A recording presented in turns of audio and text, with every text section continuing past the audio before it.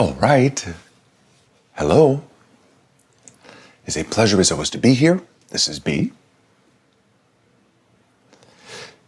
We want to start today by settling in with you a little bit, finding some time in your day, some time away from the scroll, to take a deep breath.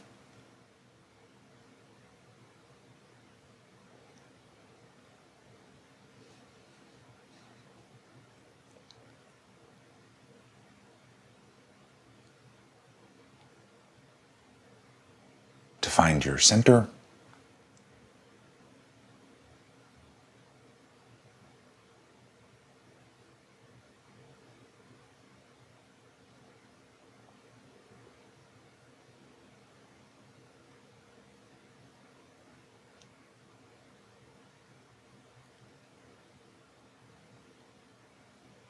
And begin to focus in on some of the sensations of the intuitive experience.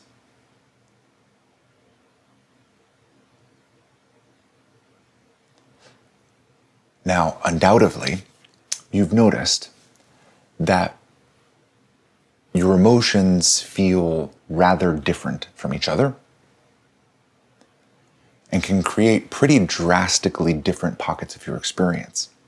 When you're angry, your thoughts, the energetic state that you're in is drastically different than when you're sad,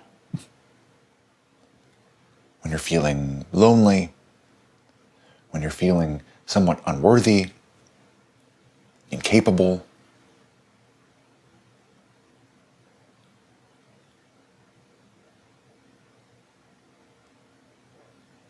And although you could be in this energetic state of one of these emotions for quite some time, hours or even days at a time, you could still see it as a pretty distinct experience. And if you really thought about it, you could probably start to sort out some of those emotional experiences from what we could call peace, the space underneath those emotional experiences. We could describe it as a place where you don't particularly have any problems.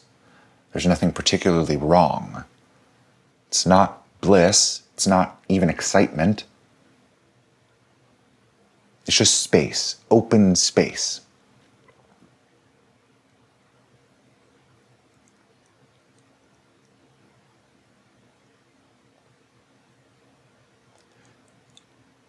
Now, for the purposes of really everything we will ever talk about around the intuitive experience, understanding what this emotional space feels like, what peace feels like, is unbelievably important. Because though it might be very obvious that the fear response that kicks in when you're worried about a bill, unsure about the future, or the deep, dark holes of depression or anxiety, though it's fairly obvious that these pockets of emotion filter out your perception, make it difficult to be grounded and to see reality for what it actually is, very equally, states like bliss, excitement, even motivation, filter your experience in the exact same way.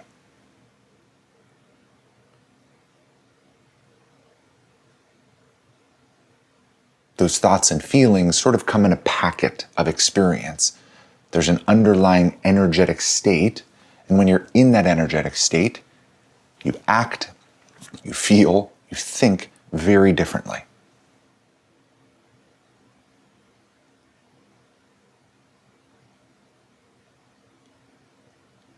Now, we could imagine that you're just sort of a conglomeration of all of these different energetic states, and that all of them is you.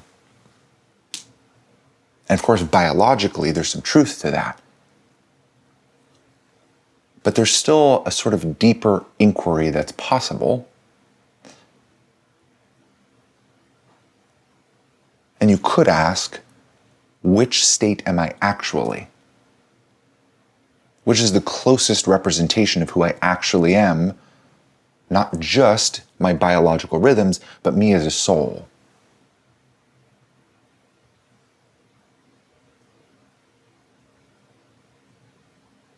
So we've mentioned previously this distinction between body and soul. And this is really one of the main distinctions. Your body is full of various energetic states, complete with their own thoughts and emotions and certain actions, ways of being, that you can exist as, and chances are you do exist as. Depending on what's happening, different emotions and different energetic states sort of alter your way of being in some way, shape, or form. And if you were to really sit and think about it, it may not be the exact way that you would want to act or want to feel. There may be times where those emotions and even the thoughts that come with those emotions, even the most rational thoughts you have in those states, can sort of lead you away from the sensation of existing as yourself and making decisions as yourself. So again, this all sort of begs the question, who are you? Which state are you? And what we want to propose is that central emotional space that we could call peace, again, not bliss, but peace, where you have no problems, where nothing's particularly wrong, you're at an emotional neutral, is the easiest place and by far the clearest place that you have access to your soul, to your own soul's truth, to who you actually are, to the essence that you are, outside of the biological rhythms that are also a piece of this larger you as you exist here.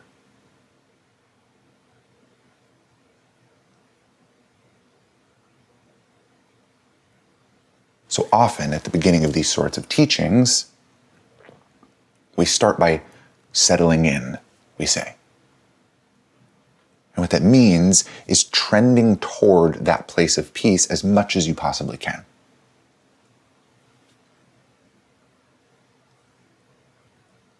And what you begin to find over time is that the closer you're able to get to that place of peace, the clearer you are in your intuition, the clearer you know what's actually here for you. The decisions that are most like you, the ways of being that are most like you, how your soul would like to navigate the circumstances that are in front of you. And what you begin to notice over time is that the more you build a relationship with that place of peace and your own soul's essence, the more those other emotional pockets, those other states, those other ways of being start to feel a little bit foreign. It's not that you aren't experiencing them. It's that you begin to realize that the decisions that you make from those energetic states, from your bliss or from the deep dark hole, aren't actually representative of who you are. So yes, you could say that you are a conglomeration of all of these states, all of the ways of being that you habitually act out of. But you as the soul wouldn't agree with all of these ways of being. There's some conflict between your soul and the way that you would like to act, the way you'd like to navigate the circumstances in front of you, and the way that your bliss would like to act and navigate the circumstances in front of you, the way that your excitement would like to act.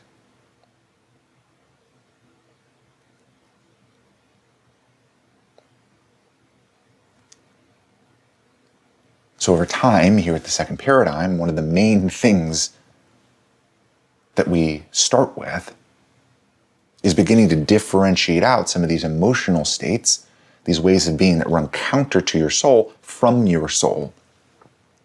So that at the end of the day, even if you're experiencing these many states, and even if they're all a piece of you in some way, you at the very least have the data to be able to make a real decision.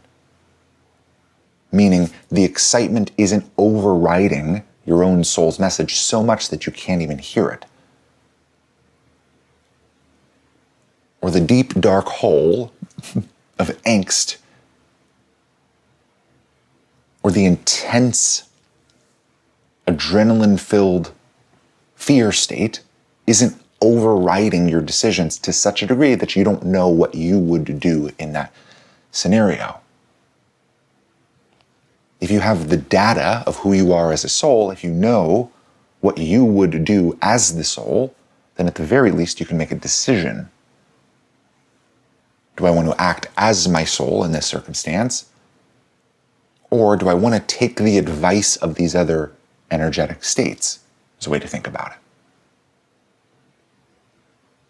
Do I want to take the advice of my biology in this particular state? Or do I want to act as my soul?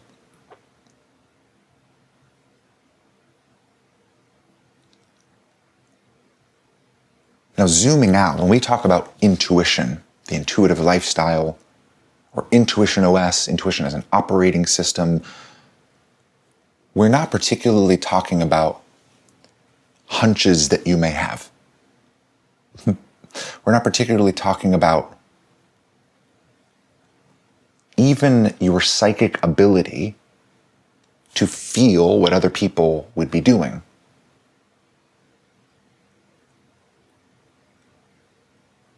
We're not talking about feeling out the vibes in the room, feeling out what other people would want from you, or how you could be, how you could act to get a certain result. Right? There are other psychic abilities outside of this thing that we call intuition. We don't just loop all of spiritual experience or all of the non-physical experience to intuition. When we talk about intuition, we're talking about something very specific.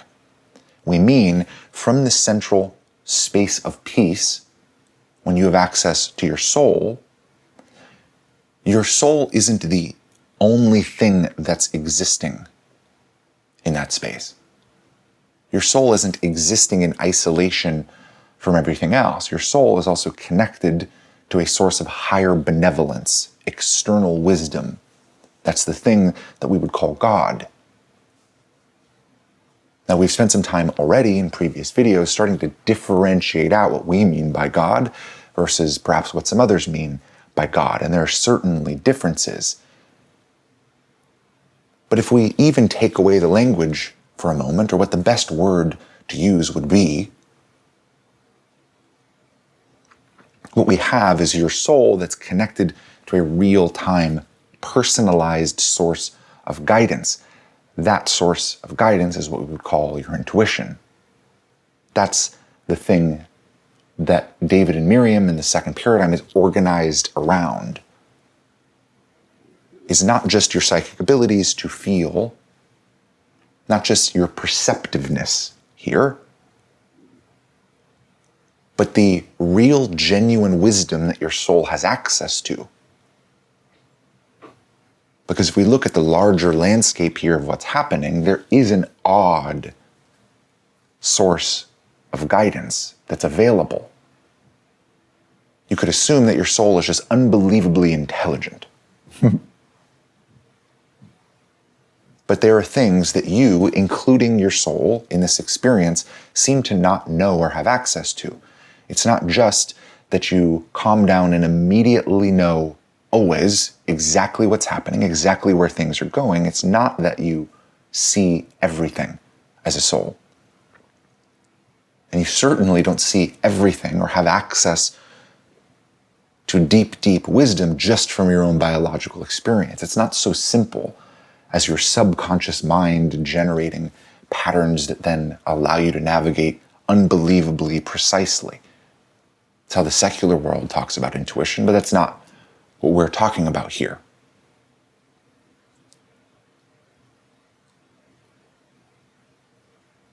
There is this source of wisdom and guidance that seems to be external to you. That's what we mean by God, and that's the concept of God that we're talking about here.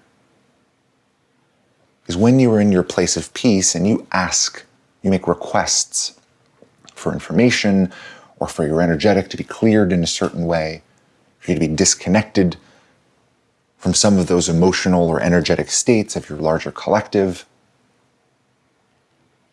There seems to be an intelligence that responds to that and fulfills those requests.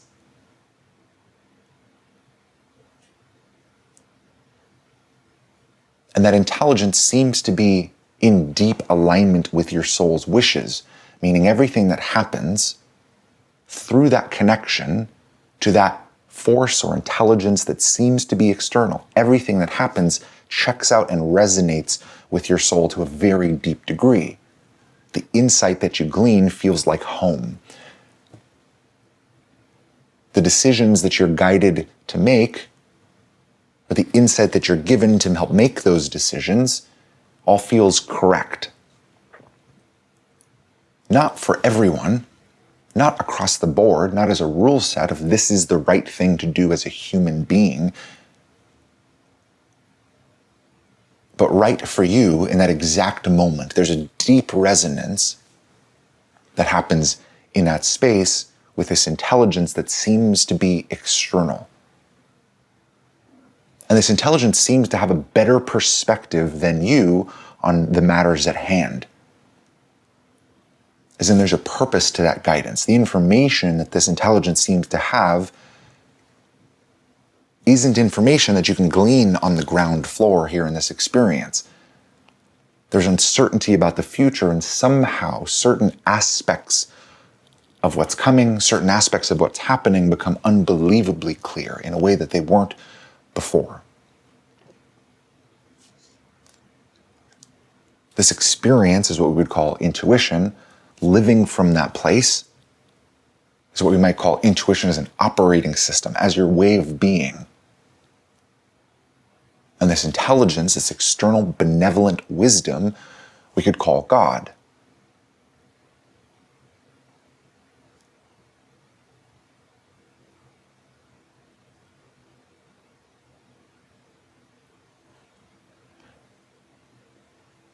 Now, you'll hear us in many settings start that settling in process by inviting you to call in your oversoul.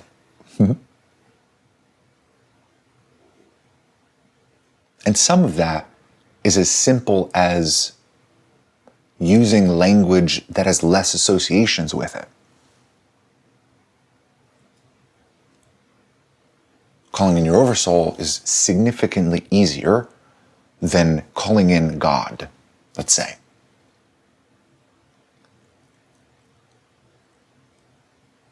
Because oversoul means far fewer things than God.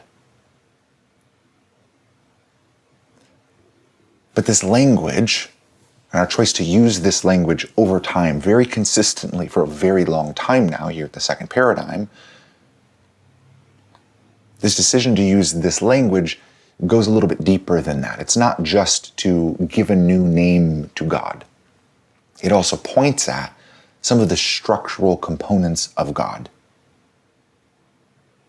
Meaning God isn't just a being, a benevolent being that created everything. There's some interconnectedness to God. There's a sort of hierarchical structure within God. And different functions are being performed by different pieces of God.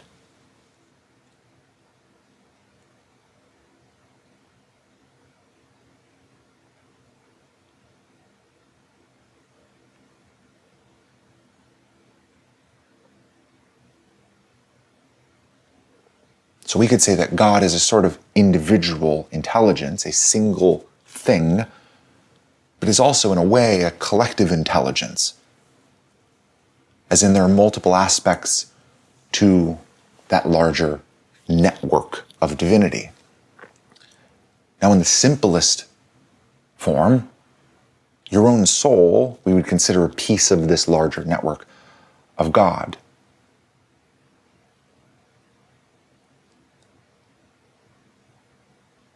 And this alone is a very common mainstream spiritual idea that you're a piece of God, or you're a piece at least of something larger. That there's an interconnected nature between souls. But what's far less common is the idea that as souls, you aren't everything. That there are higher functions of God. That there are higher units of consciousness, let's say. That if you take everybody, every collective soul in all of existence across every reality that's ever exists, and you slam them all together into a soul unit, you don't have the totality of God. God isn't just made up of the droplets of the ocean, let's say. It's not so simple. And this is the piece of God that most spiritual individuals have the hardest time with. There's a lot of grappling there. Because the moment that you acknowledge that there's a higher wisdom that's guiding you, it sort of begs the question, how do I know if that guidance is good? How do I know if that guidance is valid?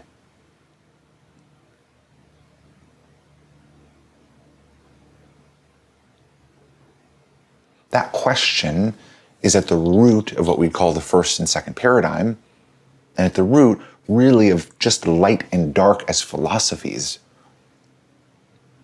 Light as a philosophy trusts that guidance, and truthfully has quite a bit of experience to back that up. As a soul, inside of reality, there's a deep resonance and rightness, a feeling of rightness that's generated when in contact with or receiving guidance from that source of wisdom, from these higher units of God. When you act on those nuggets of wisdom, your life then also seems to turn out in a way that generates that rightness externally, meaning your physical reality also feels right afterwards. And looking back, it feels as though the decision was correct in some way, deeply, deeply correct. And even when you face challenges in your life, even when you have your own emotional experience, there seems to be a deeper purpose to the experience that you're having, as if God is generating the purpose for you, or at the very least guiding you to the most purposeful way to live that existence. This idea is what we would call the paradigm of light, or the second paradigm. The other idea, we call the first paradigm, is that this source of wisdom and guidance isn't reliable. That on the ground floor in your own experience, often you receive guidance that you can't be completely certain about in every single hypothetical that you run in your mind. The guidance may feel deeply right, but is that rightness just sort of externally generated? Are you being somehow guided by an evil dictator that uses that feeling of deep rightness and resonance somehow to control you? Darkness would argue yes.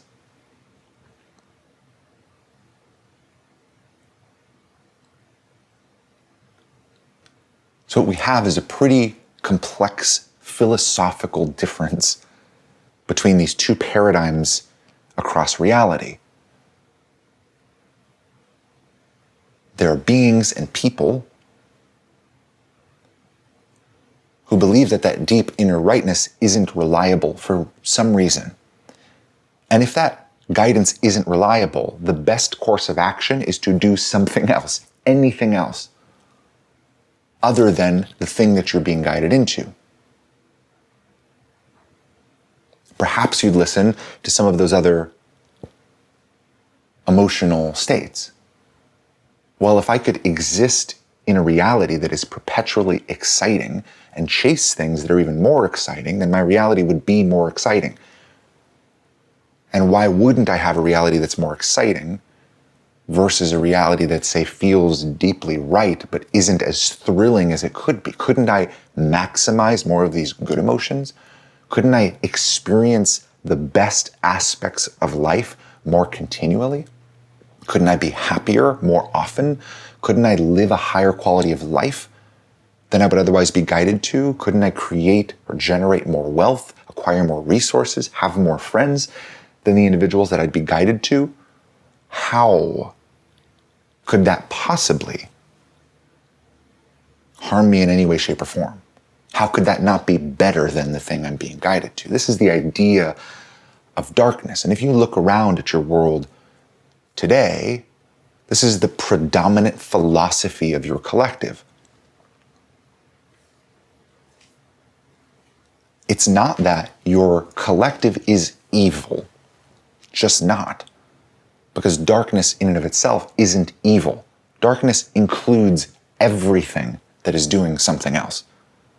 That may be generating as much impact for others as possible, doing things that are incredibly exciting, maximizing happiness for yourself and for others, things that on paper sound incredibly good, but are still different than the guidance that you would get from that place of peace connected to this higher benevolent wisdom.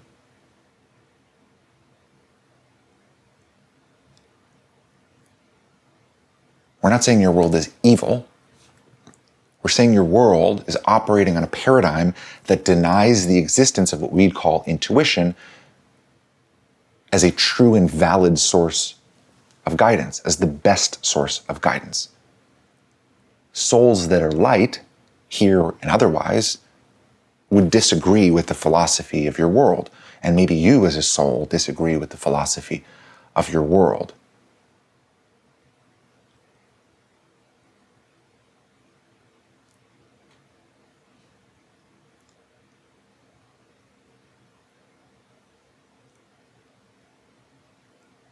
Now, lots of the conflicts that you'll face throughout your life come from this philosophical difference. And it's why, as you are navigating your circumstances, you look out into the world for the best way to proceed, and what you find is something else other than what you're being guided to, because the philosophy of your world is built on something else. Some will try to say that the philosophy of your world is built on control. It's designed to be a slave system.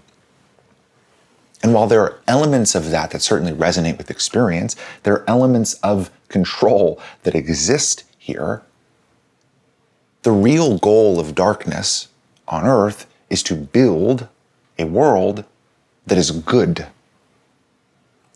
is to come together collectively to decide and discover what is good and to maximize the quality of experience across time. That is the real goal of darkness, because it's the only thing that would ever prove anything.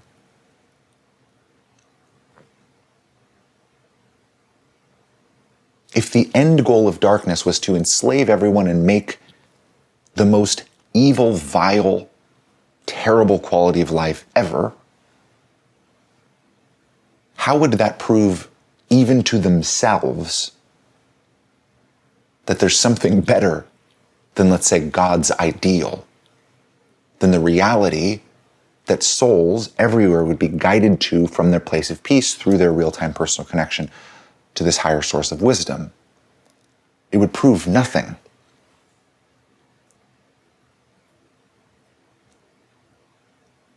It's very obvious that you can make an experience that is worse than what you're being guided to. Very obvious, and nobody would ever disagree with that. But it's not so obvious if you can make an experience that's better than what you're being guided to. So at the root of everything, at the root of the paradigm of darkness at large, there is a desire to create something better.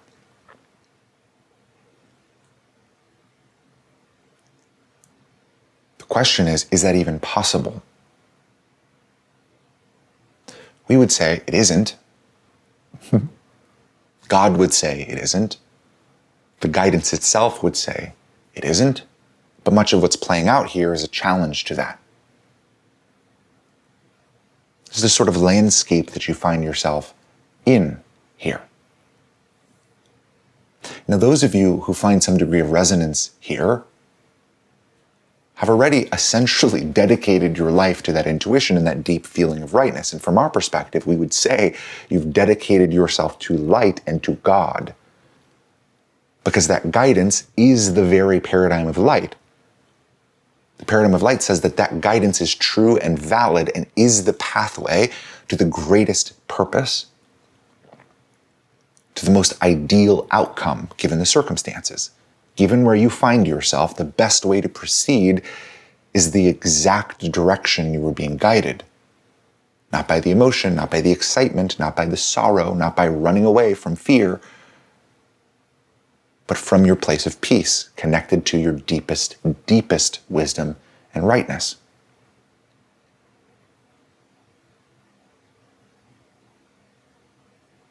And if you've already prioritized this within your being, it's important to understand that you are different, that you are doing something very fundamentally different here, that you're existing in a fundamentally different paradigm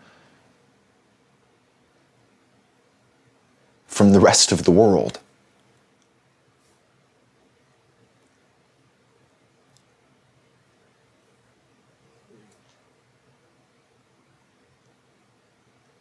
And though this may sound nice and be somewhat logically consistent, the real point of this context, of us talking about this at all, is to help make sense of your experience.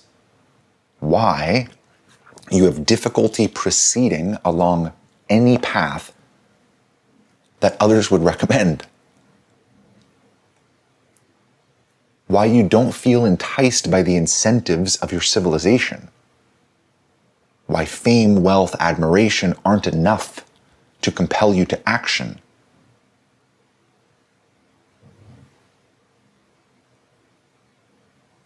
And even to explain why when you follow that deep inner rightness, other people sort of panic.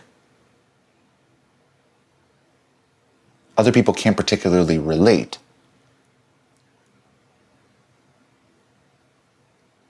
You have difficulty explaining to the average person why you would trust a deep inner feeling over things that seem unbelievably practical, even required. Why wouldn't you pursue the best quality of life possible for yourself and for your family? That makes no sense at all. And it doesn't make sense within the paradigm of your world, within the structure of your civilization. The only thing that makes sense from the structure of your civilization is to pursue a higher quality of life, to feel good emotions more often, to create your life in such a way that you're feeling those good emotions as often as possible.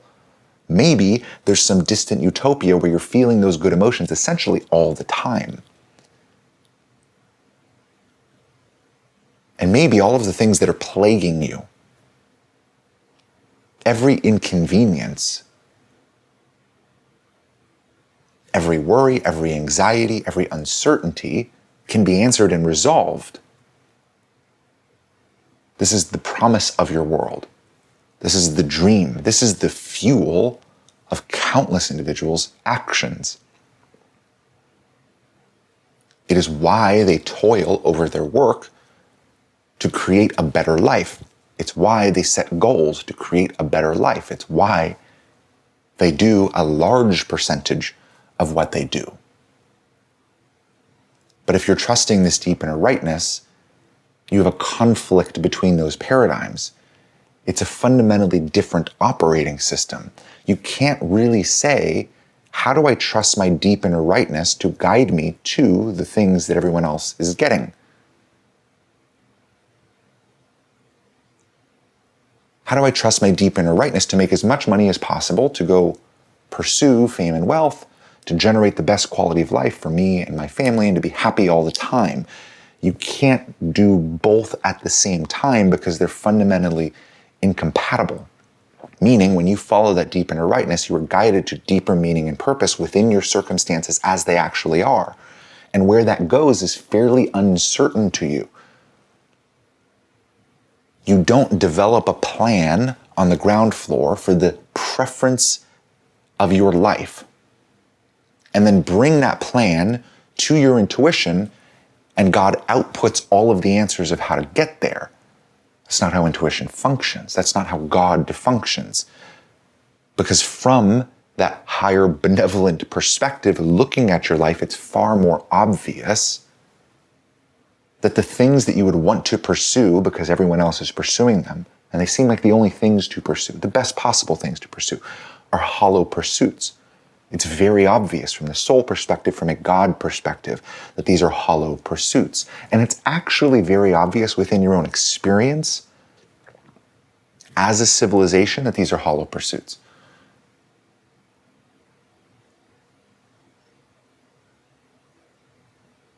Everybody sort of has an inkling that chasing as much money as possible doesn't lead to deeper happiness or fulfillment, and that even chasing happiness as itself doesn't particularly lead to an overall more happy experience.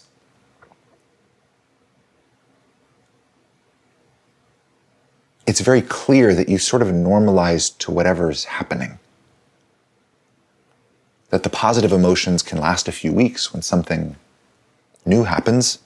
The negative emotions can last a few days or a few weeks if something tragic happens.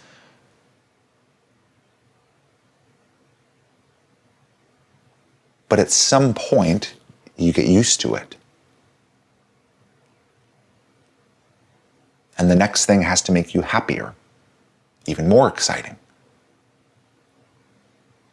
And there comes a point where you can't push that any further, and you've normalized to the happiest life you can think of, to the best possible life you can create for yourself. The worst, truthfully, most tragic experience that countless individuals have is getting what they want, getting what they've chased, because you arrive and it's never quite as good as you imagined.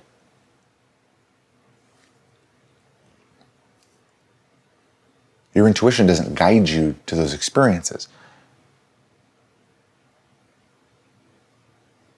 Your intuition doesn't guide you to the paths that are hollow, because there's wisdom that's external, that transcends your own experience, that understands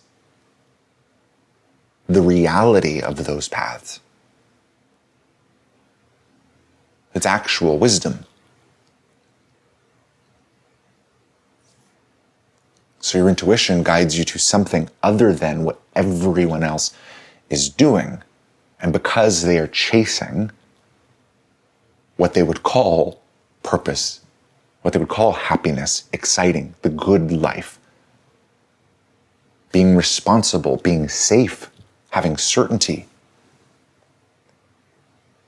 taking care of yourself and your family, fulfilling your obligations, because these are the motivations behind the actions, what you're doing, what following your intuition looks like, is the opposite of all of those things. Not pursuing the good life, not being motivated to make a better existence for yourself or your family, being irresponsible, being uncertain, a bag in the wind.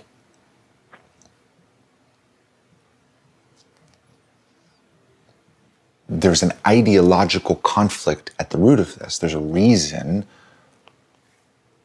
why you feel so different, and why you feel as though you don't quite fit in, and why others don't completely understand the way you're making decisions, why others may judge you or be confused or even concerned.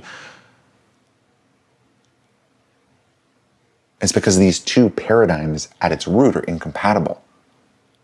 Because there's a clean line between them. Everything you do can either be light or dark, but no shades of gray whatsoever, because you're either following the guidance that you are getting from your place of peace, allowing yourself to be guided by God, by a higher benevolent wisdom, or you're doing something else, anything else, for any reason whatsoever. And when you draw the line there, life becomes unbelievably clear here. Your world becomes unbelievably clear, and understanding yourself becomes significantly easier. You realize that you actually are doing something different.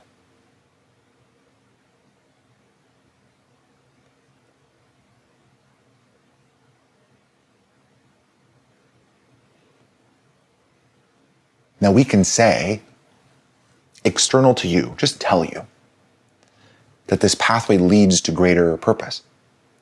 That rightness becomes more and more obvious within your life until everything within your circumstances, everything that you are doing, every decision that you're making feels deeply right to you.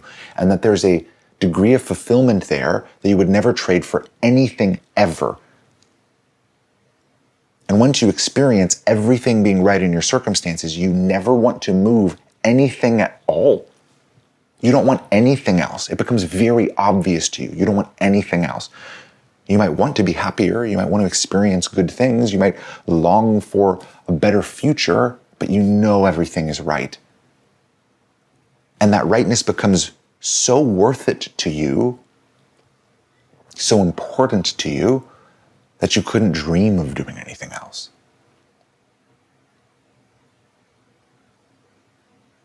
We could tell you this, but it essentially means nothing. It might be nice to hear, some reassurance, you're on the right track, you're doing great, you are light. We consider this to be the paradigm of light in contrast to essentially everything else, including countless religions, countless spiritual ideologies, countless practices, even the predominant idea of manifestation, manifesting something different than what you're experiencing, away from your guidance, even using your own psychic abilities to create, even something incredibly spiritual. What you're doing is distinct and light. We can say this, it might be somewhat reassuring, but it essentially means nothing. At the end of the day, it will always feel like a bet.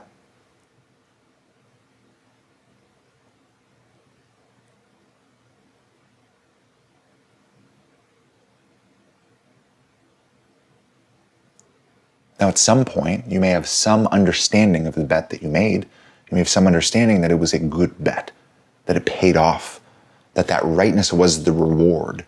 And you may still feel like it's a continual bet because you don't entirely know exactly where it's going, how far it can get, the deepest possible purpose and meaning that God is guiding you toward throughout the entirety of your lifetime, why your life is impactful in the first place, why you were guided to this place to begin with. You may still have questions, and it may still feel somewhat like a bet, but not even close to how much of a bet it actually feels when you begin trusting your intuition over everything else in your life. And those sorts of first decisions of running on the operating system of your soul are incredibly difficult.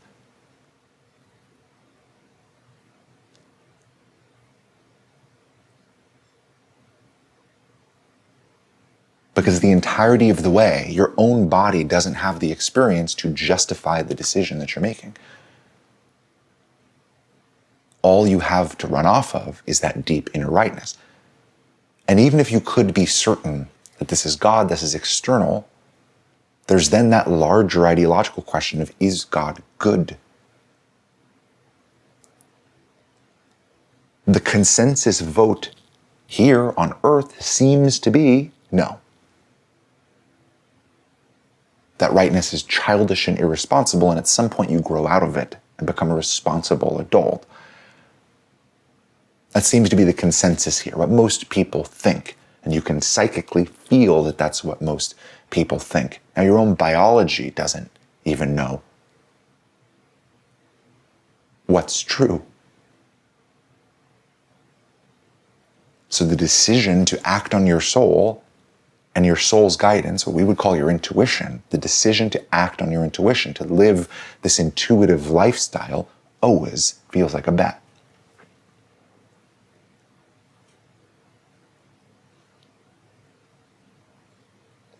Now, understanding this does a few things. One,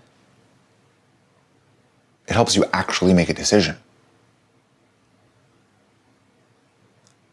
Because one of the most common experiences is to feel just how different you are, is to feel just how irrational, from a consensus perspective, the decisions you're being guided to seem to be, and to try to invalidate your own self, to consume yourself, to consume your truth into oblivion. I just got to get rid of this drive within me. There must be something wrong with me. Why do I feel the way I feel? Why don't I feel better? Why do I have no motivation to chase anything that anyone else is chasing? Do I not want to live the good life? This is a confusing and disorienting landscape. But when you know that there are two paradigms, two approaches to this life, and that your approach is just different then you have a choice again. There's nothing wrong with you. You're just doing something fundamentally different. And if you really think about it for long enough, you might even get to a place where it's a little exciting to do something new.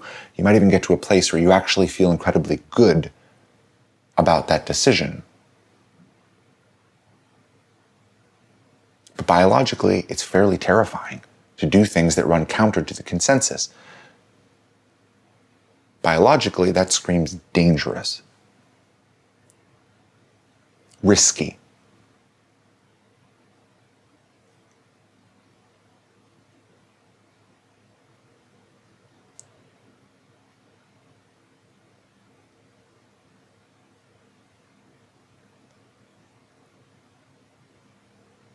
But there are other benefits, right, to seeing this as a bet, to seeing and engaging with this landscape.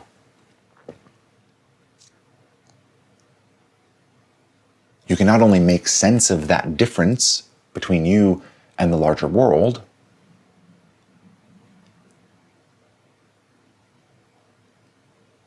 but you can sort of make sense of that difference even inside of your own biology, the difference in philosophy inside of you. It makes your own inner conflicts clearer.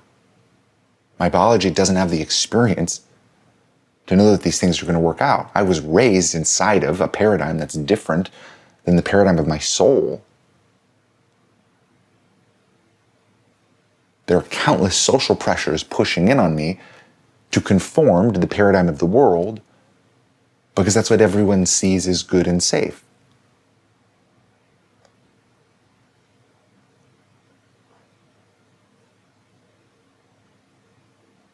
It helps you to understand the landscape that you're actually making decisions inside of.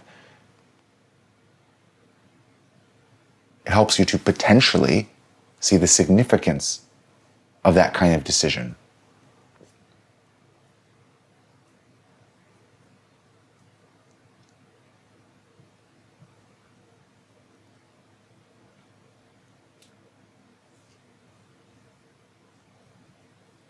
But ultimately, it gives you the ability to actually make a decision. It's not obvious when you're inside of that experience what's actually happening.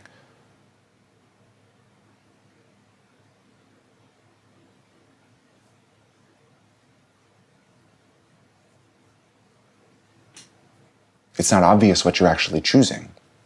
Choosing between your own biology and the rest of the world and your soul connected to divinity. And that experience can be significantly more debilitating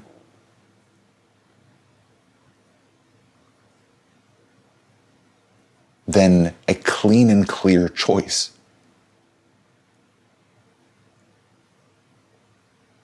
But when you know it's a bet that you're making, it maps to the experience and you can go, oh, okay, this is what's happening. This is why it feels intense. This is why I'm confused. This is why I'm in conflict. This is why others can't understand. This is why I can't go get support for how to trust myself. I'm not going to find reasons externally for why to trust my deepest inner guidance, because at the end of the day, it's a bet. I'm betting that God is real, that my intuition is true and valid, and I'm betting ultimately that God is good.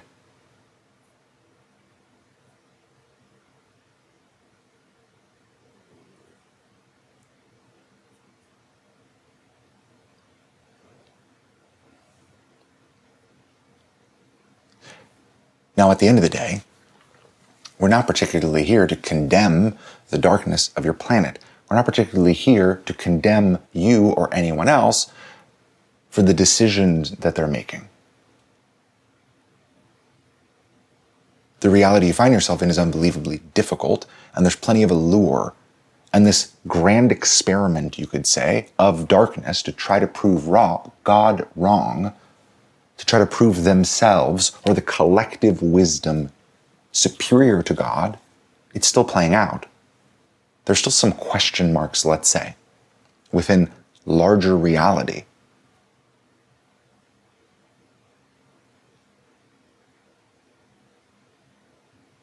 But there's a subset of the population that decides to choose light anyway, that decides to make that bet internally.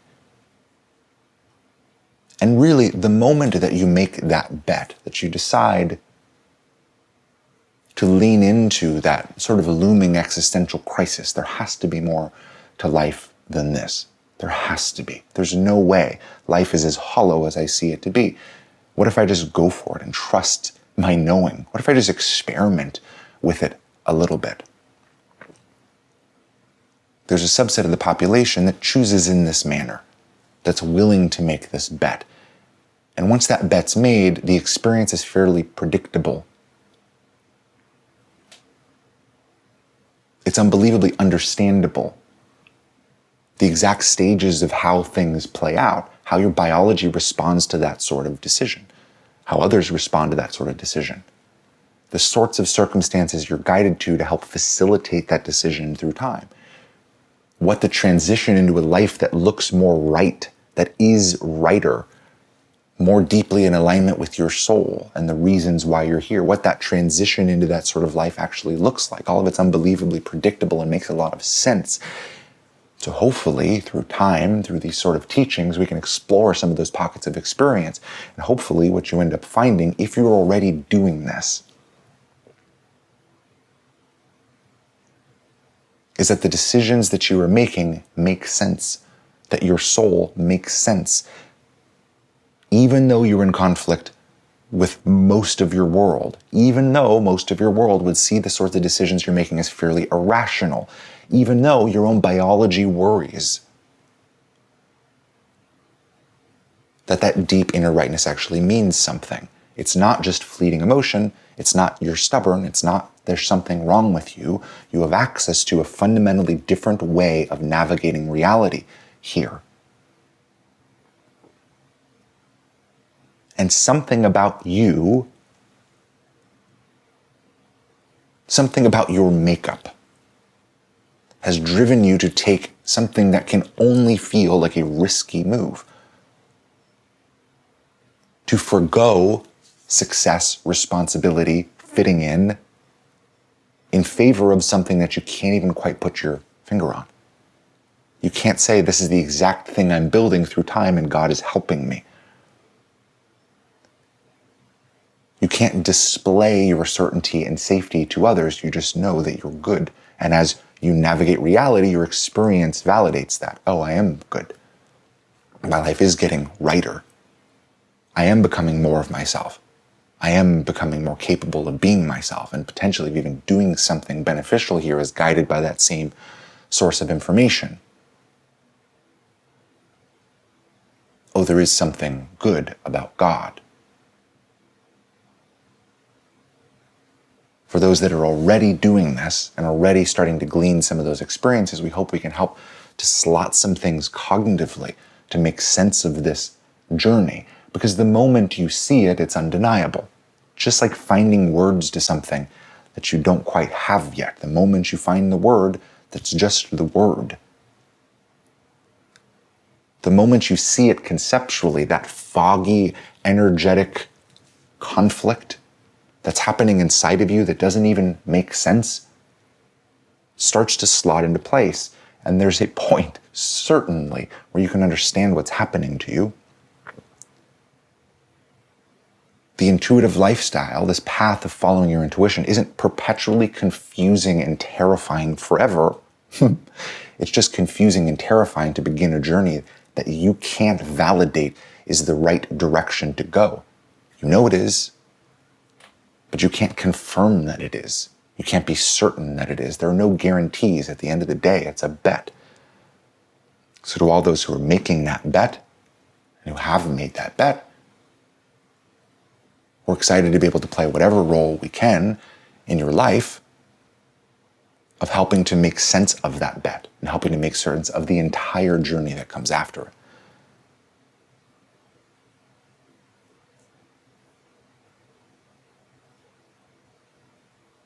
So with that, we hope there were some useful distinctions today. And we'll speak to you at a later time. Bye for now.